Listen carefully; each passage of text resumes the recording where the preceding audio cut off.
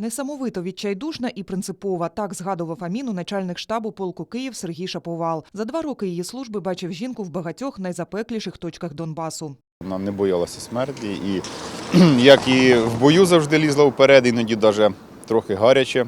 Активістка Майдану, боєць батальйонів «Київ» та «Золоті ворота», співзасновниця батальйону імені Джохара Дудаєва.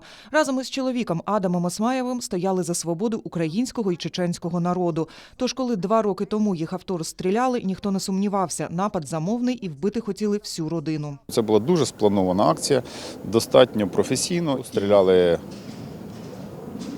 як наверняка. Якби конкретно хотіли стріляти по Аміні, я думаю, то стріляв би снайпер. А якщо стріляли з автоматичної зброї, звичайно, розстрілювали весь автомобіль. Мама Аміни Акуєвої з часом розкаже, Аміні погрожували постійно. Дочка про це мовчала, не хотіла турбувати рідних. Вона не любила говорити про своє життя. Вона, як істинно віруюча мусульманка, жила в соответствии со своими глубокими убеждениями и верила в Всевышнего, и знала, что свой срок она примет достойно смерть, і так вона її прийняла. Після зухвалого замаху поліція розглядала багато версій – фінансова, військовий конфлікт, російський і чеченський слід. Остання стала основною. Я думаю, что это все звенья одной цепи. Есть определенные подозреваемые, но именно конкретно как процессуальное действие підозра еще никому не предъявлено.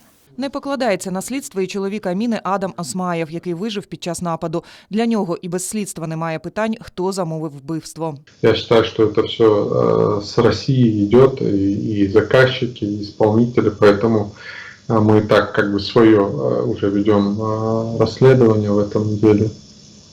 Да, и будем надеяться, что всех найдем, и они будут привлечены к ответственности. Те, що справа нелегка і швидкої розв'язки не буде, силовики заговорили одразу після нападу. І хоча справа під особистим контролем керівництва Нацполіції, досі жодної відповіді і жодного імені. Саме її вбивстві більш всього були зацікавлені ті, які переслідували іноземців, що захищали Україну в війні проти Росії.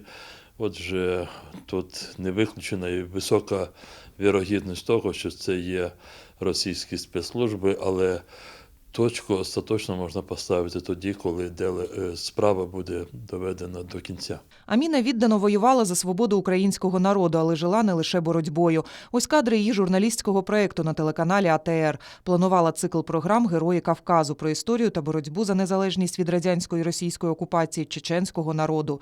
Вірила, його шлях схожий з українським, і рано чи пізно обидва народи позбудуться російського агресора. Цикл передач Аміна не завершила. Кулі кілера обірвали її життя. Ліана Алієва, Надія Михайлова, Заман, АТР.